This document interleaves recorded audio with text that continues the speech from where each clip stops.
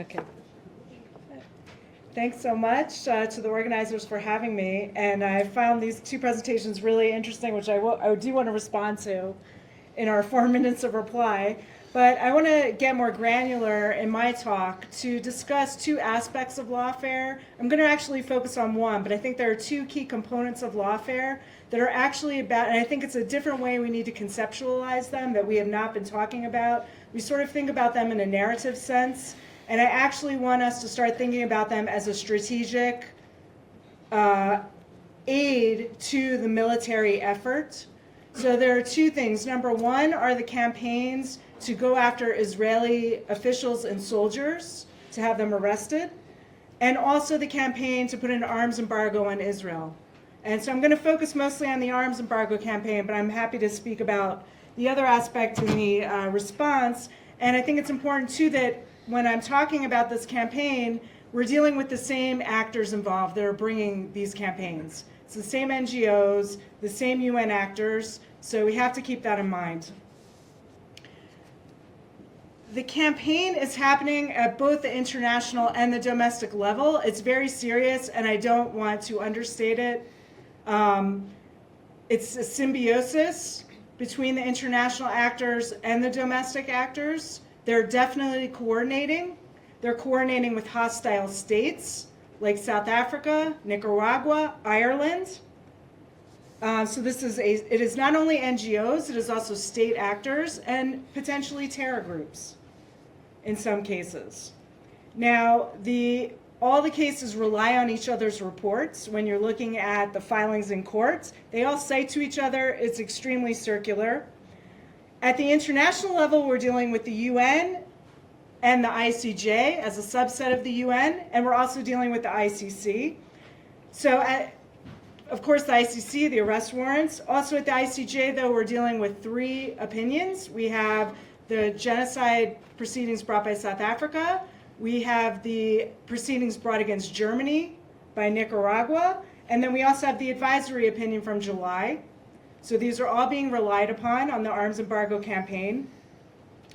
At the UN level, most of this is happening under the auspices of the UN Human Rights Council. So, of course, we have, last week the Council passed its 2nd resolution calling for an arms embargo on Israel. No mention in these resolutions for embargoes on Iran, Qatar, Hamas, Hezbollah, the Houthis, just on Israel. It's the 2nd one. The other one was in March of last year also. And it's also important to note that many of these things they began days after October 7th. So that's also why we have to look at this as a critical component of the military effort.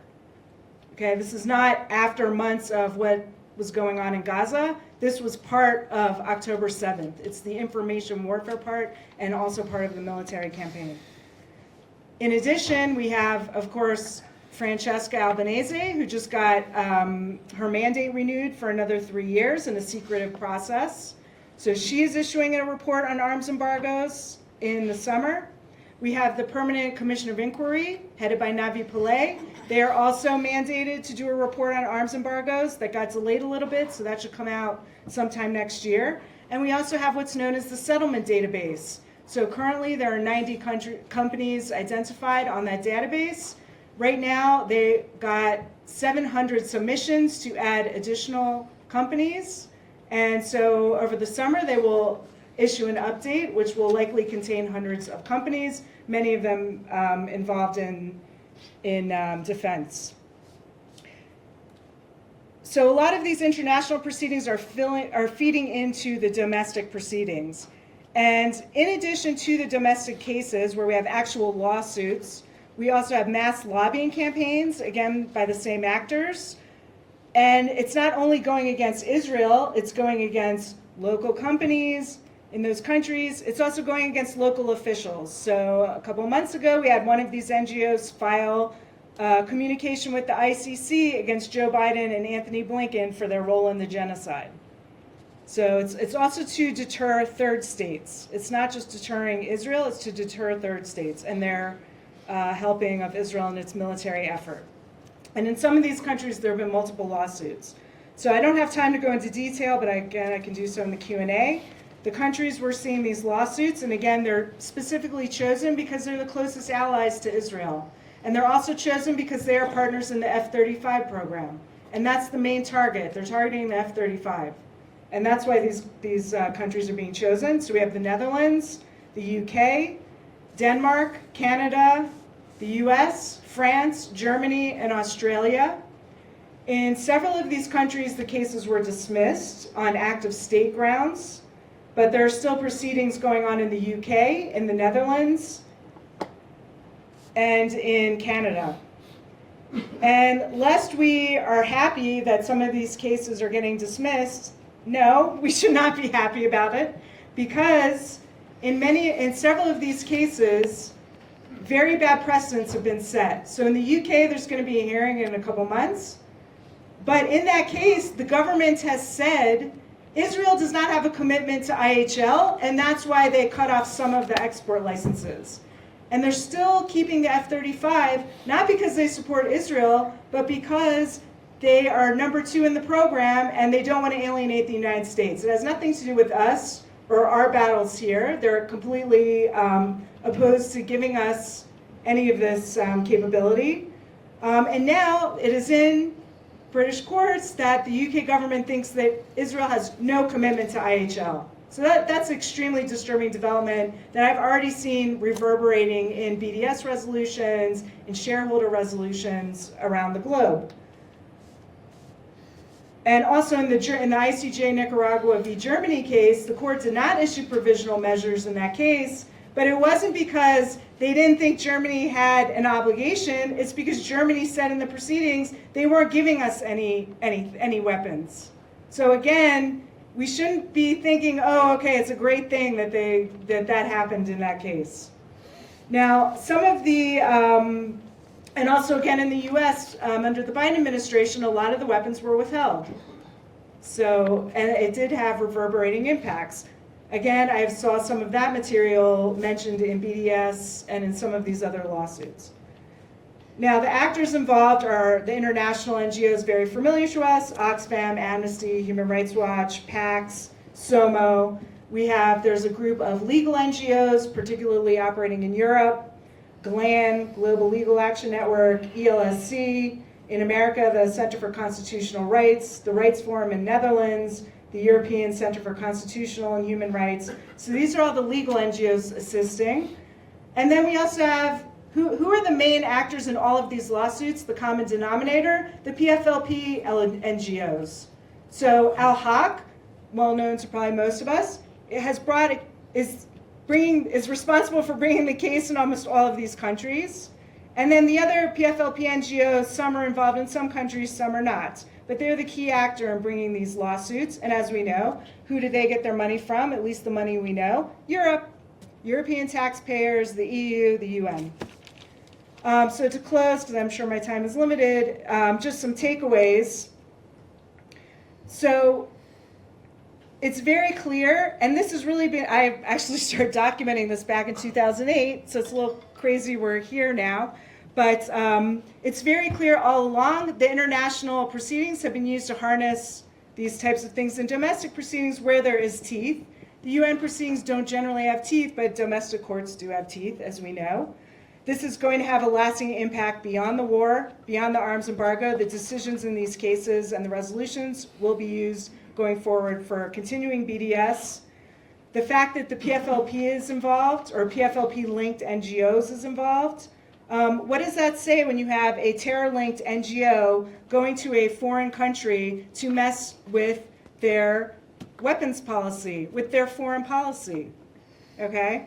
That's a critical national security issue, not just for Israel, but for those countries. Why are terror-linked groups, some have been designated as terror organizations, going to these countries and allowed to change their foreign policy? I think that's pretty astounding that that's allowed. Again, coordinating with hostile states.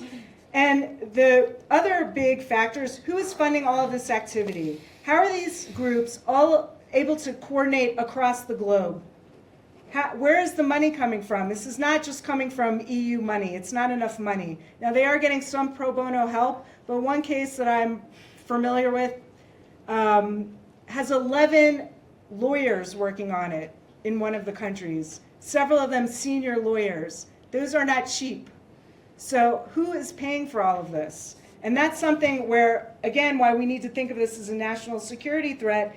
I believe these countries need to start investigating who are these actors, who is funding them, and to start looking at them in a different way beyond simply, oh, we're just trying to uphold human rights. Because whether or not it's deliberate on the part of some of those NGOs, the impact is that they are helping the other side in this fight. Thank you, Anne. So thanks. I think we are entering a period of immense global change. Europe, in particular, they've been abiding by these things as sort of their normative framework. Well, we see Finland, I believe, Lithuania, they're dropping out of the landmines treaty and the cluster munitions treaty because they're realizing some of these international agreements that they agree to when they had a very peaceful situation, they can't live with them.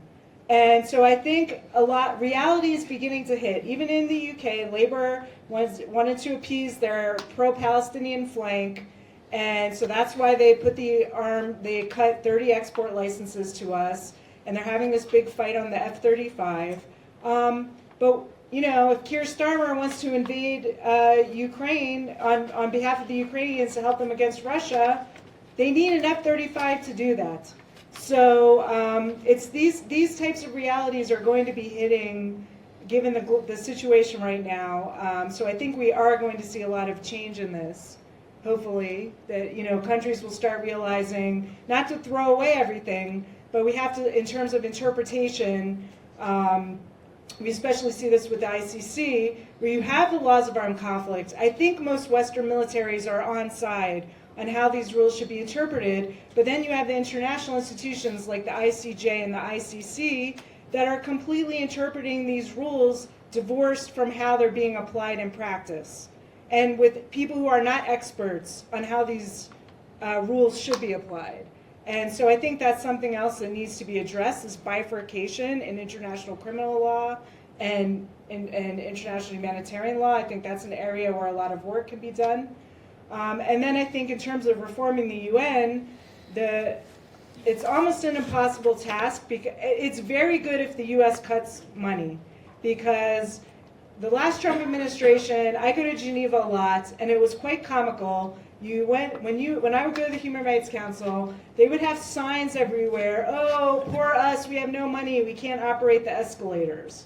So there were no escalators operating in the entire Palais des Nations because poor big bad America was not giving them their money. So it does make an impact, but they have to target the right bodies, which has not happened in the past. So there has to be a lot of work on that. And then there also needs to be, they have to demand, I don't understand why the Europeans won't do it, but America definitely can do it. The last demand for an accounting from the UN was 20 years ago. Why are they not having to open the books and show everything? And why are the people paying the money not demanding that? So I think these are the types of things that countries can get on board with, and it has nothing to do with Israel, but it will have immense help for us as well. I will just say on the UN issue, I don't think the UN can be reformed, but these things do have a lot of symbolic value. So UNRWA has incredible symbolic value besides what it's doing on the ground also. But the real reason people say UNRWA is indispensable is because of the political function it plays. And that's what people are terrified about with the funding for UNRWA going away.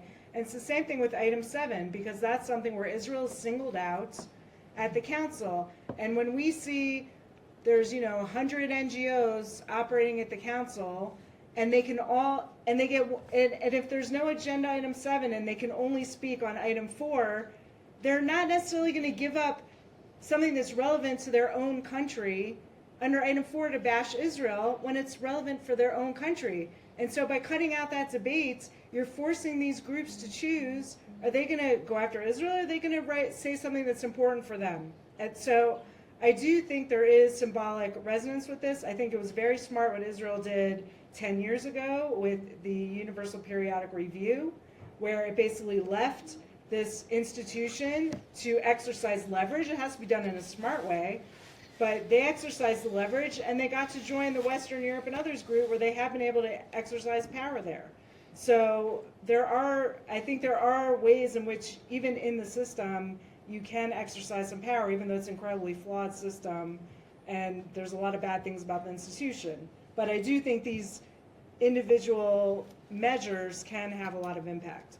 We have one more question from the audience. Can I comment on Just it? concretize for us, because for instance, I don't know what will practically happen if Israel, let's say, leaves the UN or says, to hell with international law.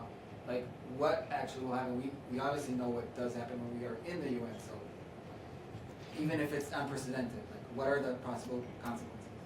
Yeah, I mean, I don't think it's going to stop a lot of these things if Israel alone leaves, right? It's the same thing with the ICC.